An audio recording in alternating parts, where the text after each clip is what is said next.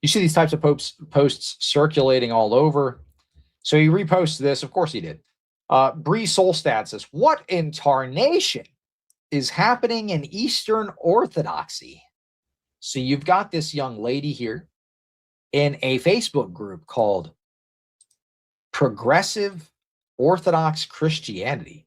Hashtag Orthodox Deconess. Hashtag Orthodox Women. Hashtag Deconess.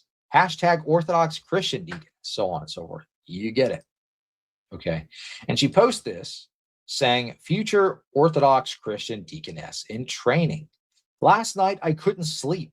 I was overwhelmed with joy. I cried. I danced around the room. I tearfully thanked God for who I am, etc., etc., etc. This is because yesterday, Sunday, January 11th, 2026, God gave me the opportunity to serve and train as deaconess during Divine Liturgy. I censed with the censer twice, walked up the royal stairs, entered the sanctuary, held the candle during the liturgy, and served in other beautiful ways. This is this person's claim. So the question becomes, is this real? Is this what actually happened? Did this person actually become some kind of deaconess in training? Or is there something else going on? Well, of course, the Roman Catholics took the opportunity to distort this news story into some kind of major scandal that Orthodoxy is welcoming deaconesses, that this was some kind of thing that was blessed. This was something that we had begun to implement. Oh, look at them. They're implementing more deaconesses or something along those lines. Is this what's really going on? Pasha Press shared another banger from the progressive Orthodox world. Apparently, when daddy is a priest, you could play deaconess and plan sparkly vestment outfits to wear. Even Rokor isn't immune to the rod of modernity. I have no words for the depth of depression I feel right now. So a little premature on this post, to be completely honest, because as it turns out, this person is actually just the mentally ill daughter of a Rokor priest. She did not actually preach a sermon. There's a video that was floating around. I'll pull it up. She did not actually preach a sermon in an Orthodox church. And as we watch that video, you could tell it is, well, she didn't actually preach it to a congregation. She had access to the church. She goes in there when nobody is there. You can hear literally no one in the background of this video. She's preaching to an empty room. If you go to the Instagram of this person or the Facebook page of this person, their entire feed is them pretending to be things that they're not. Pretending to be a mermaid, pretending to be a princess, pretending to be this, pretending to be that. So this is a person that's obsessed with fantasy. This is not something that is blessed. This happens to be the daughter of a priest. The church that this took place in wasn't even a Rokor church, by the way. So I'll share some information on that. Let me go ahead and pull that up and get that ready for you all. So I wanted to share the truth about this. People didn't want me to talk about it for whatever reason, but I think it's important that we note this was not something that was blessed, and the bishops are actually working on this. So this was a comment by the Union of Orthodox Journalists on the topic. I'll go ahead and share that up on the screen now. They reply to this thread, by the way. Somebody tags them, says, Union of Orthodox Journalists America should do a piece on this. Their response was, we have been aware of it since yesterday. We know which parish she belongs to, and the bishop has been notified. Before we write an article and bring all sorts of attention, we'd like to see things handled properly and privately. It isn't our goal to fan the flames. Shortly after this story went absolutely viral all over X. This was covered by almost every single confrontational Roman Catholic account on X. I think even Anthony from Avoiding Babylon made a post about it. Yeah, he did. And he put my bald thumbnail where I said, Catholic news is making me bald. He said, Orthodox news is making me bald or something like that, which, whatever. I could take a little teasing. But the truth of this story is this is a mentally ill person. The bishop has been notified and is working on this particular case. And in the video that she was circulated in, where she's giving a sermon, this was in a completely empty church. Let me see if I can find that actually. Where is that? I thought I bookmarked a video of her sermon, quote unquote sermon. Did I? Maybe I did. Give me 1 second. Sorry, I thought I had it bookmarked, but it's not here in my tabs here. It's not here in my tabs. I might have to search for it. Orthodox Deconess sermon. Let's see. No. Maybe if I pull up that person's name. X is very bad at finding things by searching. Their search tools are horrible. If I don't bookmark something, it's like nearly impossible to find the relevant thing. What is this person's name? I'm going to look for it real quick. Give me just a second. I'm sorry. Okay.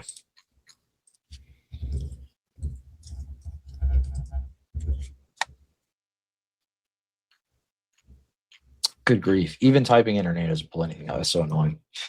All right. There's another bookmark that I had that was relevant. And we'll dive into that. I'll see if I can find the quote unquote sermon, but it was in an empty church. No one was there. She's basically playing pretend. And she admits that she made her own quote unquote vestments and things like this. So she's basically playing dress up in her dad's church, or wasn't even in her dad's church because it wasn't a Rocourt church. It was a different one she had access to. Anyway, so this is my response to, yes, this is my response to Anthony from Avoiding Babylon. He says, Orthodox news is making me go bald, which I love. I love Anthony. This is a little jab here. He's making fun of my last Roman Catholic news segment. Sharing the Bree Stolstad post, what in tarnation's happening in Eastern Orthodoxy? I respond to, it's a sad story. This is the mentally ill child of a priest playing pretend in an empty church, not sanctioned by the church. The bishop's been contacted and is working on it. I may cover this in a video soon. Father Michael Lilly actually posted on this. If you go to her Facebook page and scroll through her timeline, she does not seem well. The quote-unquote sermon looks like it was read in an empty church outside of liturgy. She seems to have an inclination for fantasy. Here's let's see if I can zoom in on this. Oh, I can't make it any bigger. Dog, for real. Anyway, you get the point. Every single post on her Instagram is her pretending to be something else. So she's got princess, she's got princess and a knight, she's got mermaid, she's got more mermaid, she's got bringing rabbits into church, she's got all sorts of very odd stuff. This is somebody who's not quite all there.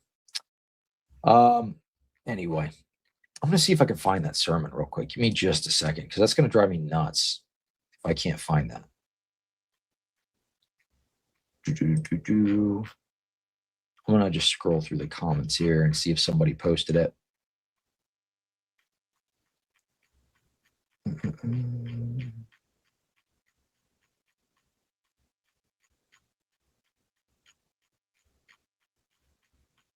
You know what I may do? I know Michael Lofton covered this, so maybe I'll just pull up his coverage of it and I'll just share the video of the sermon that he reacted to. And he had the same comments. He said, this was basically an empty church. It doesn't seem like this was real. This was kind of some kind of staged thing. She had access to this location. Anyway, yeah, let's go here. All right, so I'm just going to play a little bit of this here.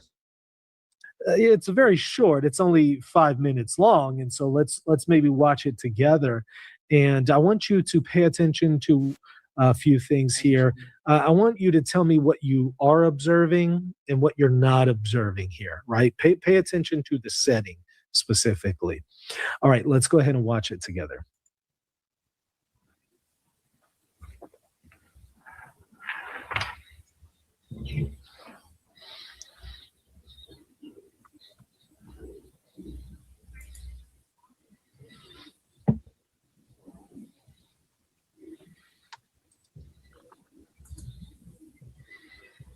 I don't know why the audio is weird. Maybe somebody copyright striked him for the audio. There, he reveals himself to them. Just like Moses when he encountered the divine on Mount Sinai, Jesus radiated light. There he was transfigured before them. His face shone like the sun, and his clothes became as white as the light. In our Are you noticing anything yet? Something odd. Something should be standing out here telling you something's not right. I mean, aside from the female preaching part, right? Okay. Pay attention. celebration of the Transfiguration, we are called to participate in this light. Christ was both fully divine and fully human at the same time. God becoming human in Christ allows for humans to partake of divinity and become like God. But what I find we often do not speak about is how even in our earthly presentation, Someone leaves a comment, very astute, seems like an empty place, right? A couple of things that you'll notice. The holy doors are closed and there's not a sound of anyone in the background. This is what Lofton's about to point out too. here within our church, we seem to denigrate the beauty and radiance of women and how the limitations that we often place on them are. Let me skip forward a little bit. I don't really care what this person has to say. Here you go. Pat is getting it. Right. And Father has some really good observations here. He says, the royal doors are closed. Bingo, spot on, Father. Well done. That was one thing, right? Royal doors are closed. The lamps are not lit. This doesn't appear to be during any kind of divine liturgy. He says, so I'm guessing it's not a homily, strictly speaking. Not only that, but everybody else is noting that there's no voices in the background. So Lofton gets it. Basically, okay, this person who is the probably mentally ill daughter of a priest made the claim on Facebook that she gave her first homily or something, served in the divine liturgy or something. This person posts on their Instagram account of all this fantasy stuff, pretending to be a mermaid, pretending to be a princess, pretending to be ABC 123. So this is a person who has an obsession over fantasy, is basically playing pretend in a church while it's closed and nobody's there. So they're stating that they were serving during some kind of church service. This was their evidence of doing so. None of the candles are lit. Nobody's there. Is in an empty church. Is giving a homily. The holy doors are closed. So many things are off about this. This was not an actual real service. This was not a legitimate service. This was not even a service where anyone was present. This was a sole person acting in opposition to the church, not with the church's blessing. But the Roman Catholics were sharing this all over, saying, oh, look at what they're doing. They're allowing this, so on and so forth. Well, the good news is the bishop is notified, and the bishop is actually actively working on the situation to have it resolved, even though this was also not something that was sanctioned by the priest.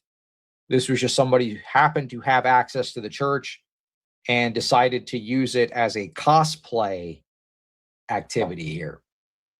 So this would be my advice. Pray for the bishops to handle this in the appropriate way. Pray for this person that they get the help that they need, but also stop, doing things that scandalize the faithful like this. And pray for her father, which I'm sure is going through a very difficult time.